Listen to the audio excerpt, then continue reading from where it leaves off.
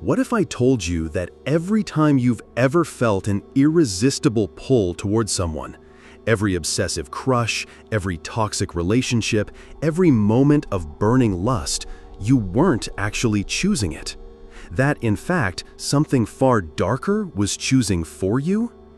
Carl Jung called this hidden force the shadow, the repressed, denied, and often monstrous part of your psyche that secretly dictates your desires. And here's the terrifying part. The more you ignore it, the more it controls you. But if you dare to face it, you'll unlock something extraordinary. The power to see through attraction, to break free from toxic patterns, and to finally understand why you crave what you crave.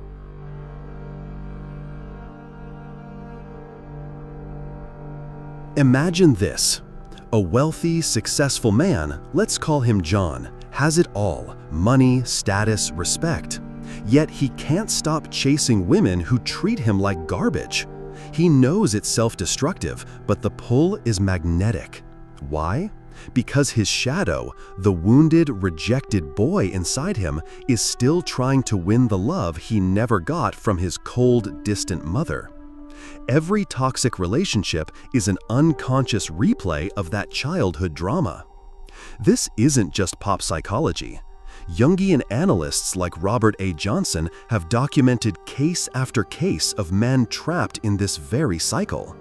One patient, a brilliant lawyer, kept falling for emotionally abusive women. In therapy, he uncovered a chilling truth. His first love was his narcissistic mother, who alternated between smothering him and ignoring him. His adult attractions weren't choices, they were repetitions. Here's where it gets even stranger. Ancient cultures knew this. The Greeks had a myth for it. Eros, love, and Thanatos were twin forces. The medieval alchemists believed sexual attraction was a literal demon, a succubus or incubus that could possess you. Even Freud, before Jung, admitted that love and destruction were intertwined. But Jung went deeper. He discovered that the shadow doesn't just haunt your love life, it designs it. In his clinical work, he found that men who idealized pure love were often the most enslaved to perverse fantasies. Why? Because whatever you suppress grows claws. Take the infamous story of a 19th century priest, a man who preached celibacy and purity with fanatical devotion. Behind closed doors, he was addicted to brothels. The more he fought his desires, the more they consumed him. Jung would say this wasn't hypocrisy, it was inevitable. The priest's shadow, denied and shamed, became a monster. Modern research confirms this. Studies on corn addiction show that the men who judge their desires the most are the most likely to binge.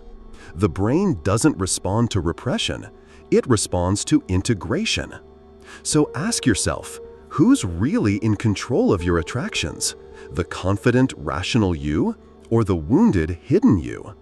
Most men never ask. They blame the women, the dating market, fate. But the truth is far more unsettling and far more liberating. Because once you see the shadow, you can negotiate with it. You can stop being a puppet of unconscious desire and start making real choices. But here's where it gets even darker. What if I told you that your shadow doesn't just influence your desires, it creates them? That the people you're most drawn to are actually living embodiments of your deepest, most denied self. Now, we'll expose the terrifying phenomenon Jung called projection and how it's secretly scripting your entire love life.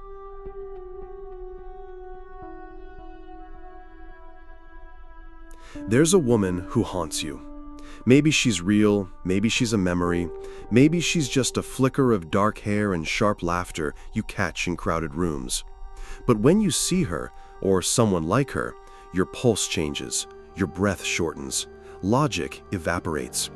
You don't choose her, she chooses you. And the terrifying truth? She isn't even real. She's a ghost your unconscious built out of forgotten wounds and buried desires. Jung called this projection, the act of plastering your shadow onto another person so completely that you no longer see them. You see a myth, a salvation, a punishment. Let me tell you about Alex, a man who thought he'd mastered his love life. He was wealthy, disciplined, a self-proclaimed high-value male. But every few months, like clockwork, he'd meet her, the chaotic artist, the moody writer, the woman who'd love him intensely, then vanish without explanation. He'd rationalize it. I'm just attracted to passion. But in therapy, the pattern cracked open. At 14, his first love, a reckless, intoxicating girl, dumped him abruptly. He never recovered. Instead, his psyche eternalized her. Every subsequent attraction was an attempt to rewrite that story, to finally win the approval of the girl who left him broken. The women he chased weren't people, they were mirrors. This isn't rare, it's human. Jungian analyst Marie-Louise von France documented a patient who fell obsessively for cold, withholding women. In childhood, his emotionally absent mother would lock herself in her room for days. His adult type? A reenactment. He wasn't seeking love, he was seeking resolution. History whispers this truth in eerie ways. The ancient Greeks believed in daemons, not demons, but semi-divine spirits that whispered destinies to men. Plato wrote that lovers don't see each other clearly. They're gripped by a divine madness, mistaking a mortal for a god. The medieval troubadours didn't sing of real women. They sang of the anima, the internal feminine ideal that Jung later identified as the core of male projection. Even Casanova, history's greatest lover, admitted in his memoirs that his conquests were attempts to capture an elusive feeling he'd first known with his mother's wet nurse. Modern research backs this.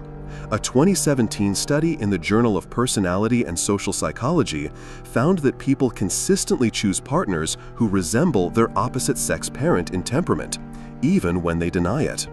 Another study on imprinting showed that men often fixate on traits, a specific laugh, a way of tilting the head, present in their first adolescent crush.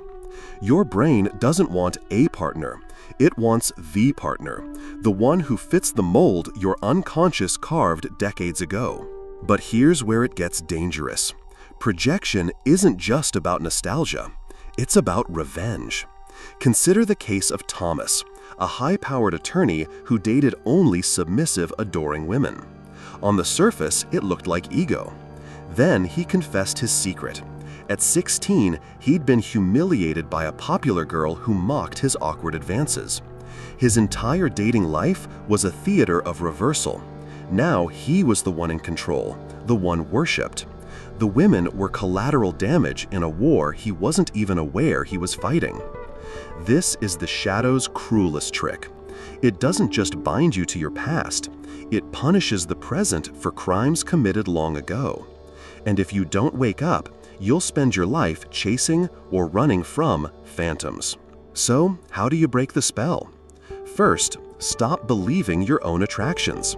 When you feel that gravitational pull towards someone, ask, who does she remind me of? What old story does this itch to possess her come from? Second, study your rejections. The people who repulse or intimidate you are just as revealing as the ones who mesmerize you. A man terrified of clingy women might fear his own neediness. A man enraged by gold diggers might resent his own hunger for status. This isn't about blaming yourself, it's about freeing yourself. Because once you realize your type is just a ghost, you can finally meet real people. But what if the problem isn't just who you desire, but how you desire? Now we'll expose Jung's most controversial idea, that sexual attraction isn't about pleasure at all. It's about possession. And the line between love and power is far thinner than you've been told.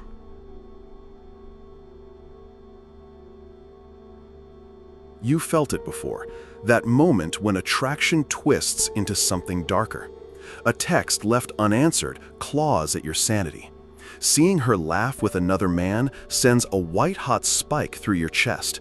You tell yourself it's love, but your hands shake like a starving wolf catching the scent of blood. This isn't romance, this is alchemy, the ancient, terrifying process where longing transmutes into obsession, where the desire to have becomes the need to own. Jung saw this centuries-old truth hidden in plain sight. Sexual attraction isn't just biological, it's mythological, a ritual where two people don't just exchange pleasure, but pieces of their soul. Take the story of Lucas, a man who prided himself on detachment. He slept with women easily, walked away cleaner. Then he met her, a sharp-tongued journalist who mocked his arrogance. Suddenly, he was feverish. He'd wait outside her apartment just to bump into her. He'd rage when she dated others, then despise himself for caring. In therapy, he unearthed a memory. At 7 years old, watching his father beg his mother to stay as she packed her suitcase. That was the birth of his shadow. Not the player, but the terrified boy who vowed no woman would ever hold power over him again. His detachment was a lie. Every conquest was an attempt to steal back the power his mother took when she left. This is the dirty secret of desire. Beneath the surface of every chase is a war for sovereignty. Anthropologists have found tribes where lovers literally drink drops of each other's blood to merge souls. Renaissance magicians wrote of binding spells using sexual fluids to enslave a lover's will. Even modern neuroscience confirms that orgasm floods the brain with oxytocin, a chemical literally nicknamed the bonding molecule for its power to create dependency. Your body knows what your ego denies. Sex isn't just an act, it's a claim. History's darkest love stories scream this truth. Consider Heloise and Abelard, the 12th century scholar and his student whose affair ended in castration and forced monastic vows. Or Lord Byron, who wrote passionate poetry about his lovers, then leaked their letters to humiliate them. These weren't anomalies, they were revelations. Jung called this the anima-animus trap, the moment when the idealized feminine in men or masculine in women becomes a hungry ghost demanding total surrender. Modern dating hides this violence under layers of irony and casualness, but the bloodstains still show. A 2021 study in personality and individual differences found that men who score high in dark triad traits, narcissism, Machiavellianism, psychopathy, report more sexual partners but also higher rates of obsessive love. They don't want intimacy, they want conquest. Another study on post-sex affection revealed a chilling gender gap. After orgasm, women's brains flood with bonding chemicals, while men's testosterone spikes, a hormone linked to aggression and territoriality. Biology itself is ambivalent.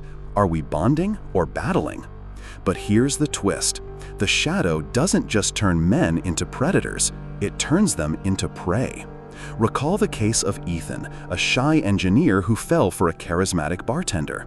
She'd text him at 2 a.m., vanish for weeks, then reappear with stories of other men. He hated it and craved it.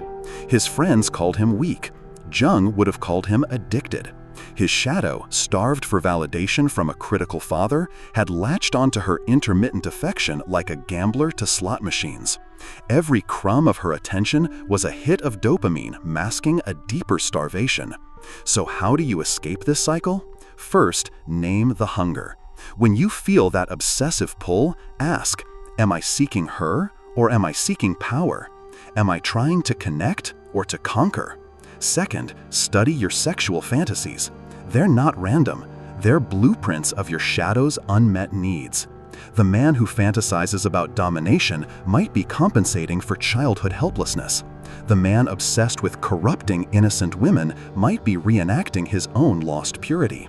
This isn't about shaming desire, it's about decoding it.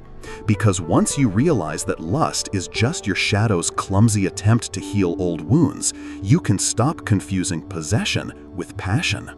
But what happens when the war isn't just inside you, but between you and the culture that programmed your desires? In the next part, we'll expose how society weaponizes your shadow, turning sex into a battlefield where nobody wins. The most dangerous phantom isn't in your mind, it's in the water supply.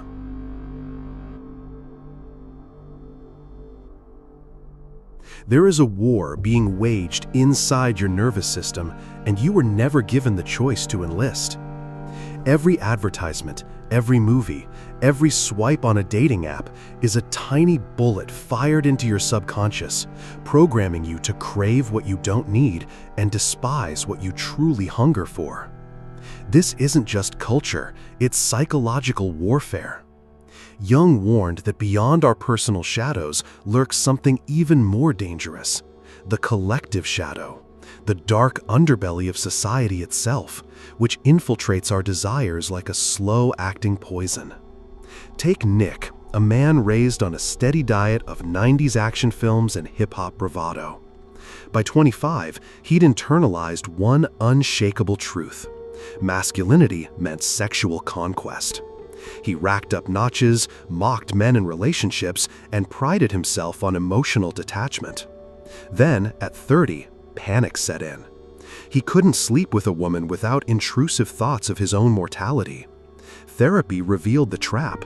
His entire persona was a reaction to his father, a gentle librarian who'd been ridiculed as soft. Nick hadn't chosen to be a predator. He'd been manufactured into one by a culture that taught him love was weakness and domination was strength. His triumphs were just obedience to a script written by men who died centuries ago. This is the great lie of modern desire. We believe we're free agents, when in reality, we're puppets of history. The Victorians hid sex behind corsets and hysterical fainting spells, creating a shadow that birthed Freud's entire theory of repression. The 1960s free love movement didn't liberate desire, it commodified it, turning sex into another consumer product. Today, dating apps run on the same dopamine algorithms as slot machines, conditioning us to crave novelty over depth. A 2022 MIT study proved what Jung suspected. Tinder users don't choose partners. They binge scroll them, with 90% of swipes happening in under 2 seconds. We're not selecting lovers, we're executing conditioned reflexes. History's darkest periods reveal how deliberately desire gets weaponized. In 15th century Europe, the Catholic Church preached celibacy while nobles practiced droit de seigneur, the right to sleep with any peasant bride on her wedding night. In 1920s Weimar Germany, sexual liberation coincided with skyrocketing rates of suicide among young men who couldn't meet new expectations of performance. Even the ancient Greeks, who celebrated Eros, understood its danger. Their myth of Eros and Psyche warns that love, when manipulated by outside forces, in this case Aphrodite's jealousy, becomes torture. Modern research confirms how thoroughly our shadows get hijacked. A harrowing 2021 study in the Journal of Sex Research found that men who consume corn regularly start to mirror its scripts, prioritizing performative acts over mutual pleasure, fearing vanilla intimacy as boring. Another study on Instagram usage revealed that men who follow fitness models develop phantom inadequacy, rating their own partners as less attractive, even when their partner's appearances hadn't changed. The collective shadow doesn't just distort what we want, it erodes our ability to want authentically. But the cruelest trick is how it pits us against each other. Consider Ryan and Elena, a couple who fought constantly about his corn use. Surface level, it was a morality clash. Deep diver, and it was a collision of collective shadows. He'd been raised on internet corn's instant gratification. She on rom-coms that equated love with total emotional fusion. Neither was wrong. Both were programmed. Their battle wasn't personal, it was cultural, a proxy war between two broken systems. So how do you resist? First, interrogate your influences. That type you're drawn to, is it yours, or was it implanted by the movies you watched at 14? Second, practice shadow spotting in media. When an ad makes you feel inadequate, or a show glorifies emotional detachment, name the manipulation. Your shadow is strongest when it's unnamed. This isn't about rejecting culture. It's about reclaiming your psyche. Because once you realize how much of your desire was written by dead men and algorithms, you can start writing your own story. But what if the ultimate enemy isn't society, or even your shadow, but the stories you refuse to stop telling yourself? This is where we'll dismantle the most dangerous myth of all, that you're doomed to repeat your patterns forever. The way out is darker, but far more freeing than you've imagined.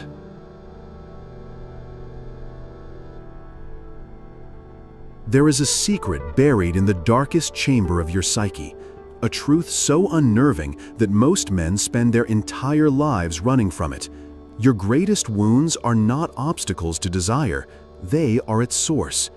The very traumas, humiliations, and unmet longings you've been trying to outrun have been the invisible hands sculpting every attraction, every obsession, every heartbreak.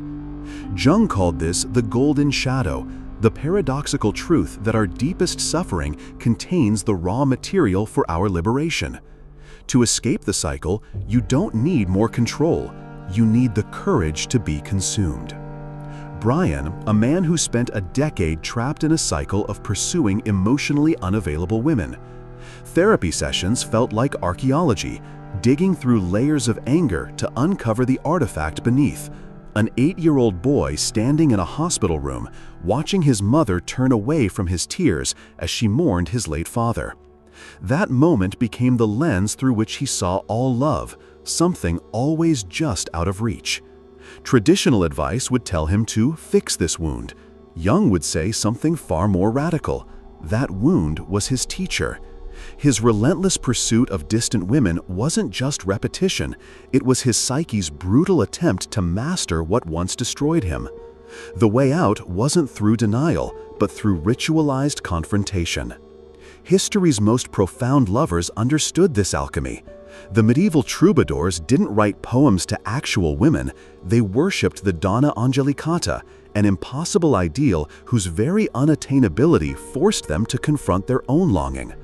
Tantric traditions teach that sexual energy, when fully felt but not acted upon, becomes a forge for enlightenment. Even Nietzsche, who Jung studied obsessively, wrote that the greatest transformations come not from avoiding our demons, but from dancing with them long enough to recognize their music. Modern neuroscience confirms this ancient wisdom. Studies on exposure therapy show that when we fully immerse ourselves in a traumatic memory, not to relive it, but to recontextualize it, the brain literally rewires itself.